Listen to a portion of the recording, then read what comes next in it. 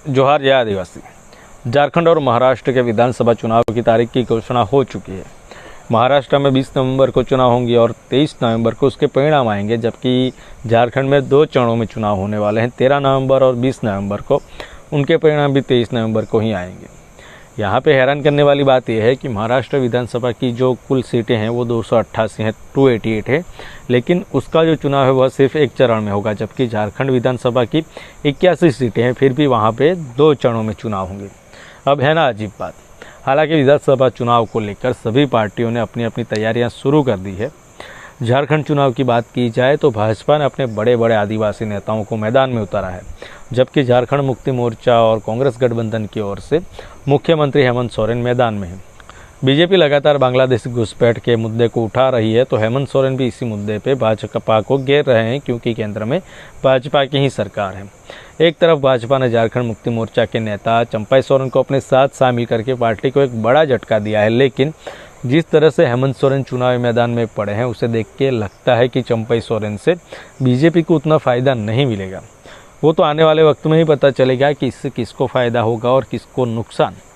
एक तरफ मुख्यमंत्री हेमंत सोरेन अलग अलग योजनाएं ला रहे हैं, तो दूसरी तरफ प्रधानमंत्री नरेंद्र मोदी केंद्र की ओर से योजनाओं की घोषणा करके झारखंड के जो आदिवासी हैं उनको भाजपा की ओर आकर्षित करने का प्रयास कर रहे हैं। लेकिन हेमंत सोरेन को देख के लगता है कि वो भाजपा के हर चाल को फेल कर रहे हैं। मुख्यमंत्री हेमंत सोरेन ने अपनी एक और चाल चल दी है। सीएम हेमंत सोरेन ने असम में रह रहे झारखंड के करीब 15 लाख आदिवासी लोगों को राज्य में वापस आने का न्योता दिया है। हाल ही में हुई झारखंड कैबिनेट की बैठक में एक अहम फैसला लिया गया। झारखंड सरकार ने फैसला लिया है कि असम के चाय बागानों में काम करने वाले झारखंड के आदिवासी लोगों के कल्याण के लिए आदिवासी कल्याण मंत्री के नेतृत्व में एक कमेटी बनाई जाएगी। इसके जरिए उन सभी लोगों को झारखंड वापस बुलाया जाएगा जो झारखंड के करीब 15 लाख आदिवासी असम में काम कर रहे हैं। कैबिनेट की बैठक के बाद सीएम हेमंत सोरेन ने कहा कि झारखंड के आदिवासी मूल निवासियों को इस देश के कई राज्यों में ले जाकर बसाया गया है, जिसमें असम और अंडमान जैसे राज्य भी शामिल है। इन लोगों को अंग्रेज काम करने के लिए गए थे, वे वहां सालों से रह रहे हैं। कई बार उन लोगों ने अपनी बात मेरे सामने रखी है। सीएम ने कहा कि इन आदिवासी लोगों को उन राज्यों में आदिवासी का दर्जा प्राप्त नहीं है, इसी वजह से उन्हें आदिवासी कल्याण विभाग द्वारा चलाई जा रही योजनाओं का लाभ नहीं मिल रहा है। तो इस परिप्रेक्ष्य में हमारी सरकार ऐसे सभी आदिवासी मूल निवासियों को झारखंड वापस आने का न्योता देती है और इस समस्या को विस्तार से जानने के लिए एक सर्वदलीय समिति का गठन किया जाएगा। वह समिति उन आदिवासियों के पास जाकर उनकी समस्याओं को जानेगी और सरकार को अवगत कराएगी, जिसके बाद सरकार उनके लिए कदम उठाएगी। यह सरकार जो है वह जनता के हित में काम करती है। झारखंड सचिवालय में कैबिनेट की बैठक के बाद मीडिया कर्मियों से बात करते हुए मुख्यमंत्री ने कहा कि यह सरकार हमेशा जनता के हित में काम करती है और जो कहती है वो करती है, इसलिए जनता का इस सरकार पर भरोसा है और सरकार उसी दिशा में काम भी कर रही है। आज भी बड़ी संख्या में नियुक्ति पत्र दिए गए हैं, जिससे राज्य में स्वास्थ्य व्यवस्था मजबूत होगी और लोगों को इसका लाभ मिलेगा। गौरतलब है कि कैबिनेट की बैठक में कुल 29 प्रस्तावों को मंजूरी दी गई है, जिसमें पारा शिक्षकों की ईपीएफ को लेकर लंबित मांग समेत कई महत्वपूर्ण प्रस्तावों को मंजूरी दी गई है। यह घोषणा करके उन्होंने आदिवासी वोटरों का ध्यान अपनी ओर खींचने का प्रयत्न किया है।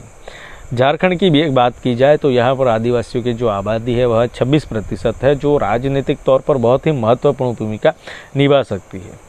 एक तरफ मुख्यमंत्री हेमंत सोरेन ने यह फैसला किया, तो दूसरी तरफ भाजपा ओडिशा के जरिए जो झारखंड के आदिवासी हैं उनको अपनी ओर खींचने का प्रयास कर रही है। हाल ही में ओडिशा में मिली जीत के बाद भाजपा ने वहां पर आदिवासी मुख्यमंत्री बनाए हैं।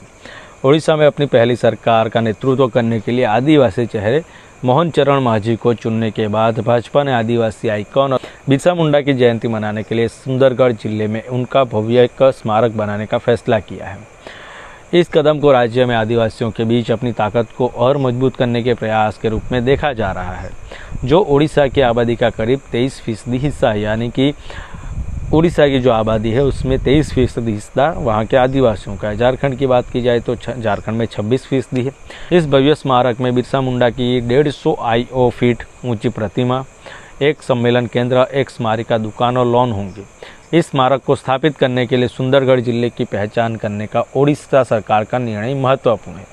ओडिशा झारखंड के साथ सीमा साझा करता है। इसके साथ ही पड़ोसी राज्य के खूंटी जिले में बिरसा मुंडा के जन्म स्थान उलीहाटू के करीब स्थित है। झारखंड में आने वाले महीनों में विधानसभा चुनाव होने हैं और भाजपा का मुकाबला देश के बड़े आदिवासी नेताओं में से एक झारखंड मुक्ति मोर्चा के प्रमुख और मुख्यमंत्री हेमंत सोरेन से। ऐसे में स्मारक के साथ भाजपा आदिवासी गौरव को बनाए रखने की अपनी छवि को मजबूत करने के लिए यह कदम उठा रही है।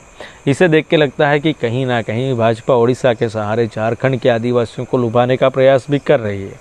भाजपा ने झारखंड में भी जोड़ तोड़ करने का प्रयास किया, जिस तरह से उन्होंने महाराष्ट्र में किया, लेकिन महाराष्ट्र में जैसी सफलता मिली वैसी सफलता उनको झारखंड में नहीं मिल पाई।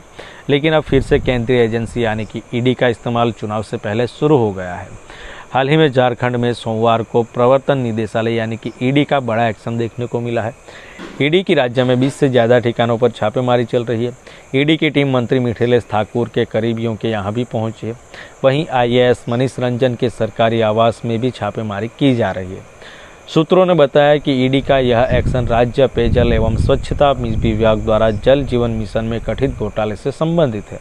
विभाग के कुछ इंजीनियरों के ठिकानों पर भी छापेमारी की जा रही है। गौरतलब है कि मिथिलेश ठाकुर हेमंत सोरेन कैबिनेट में पेयजल स्वच्छता मंत्री है।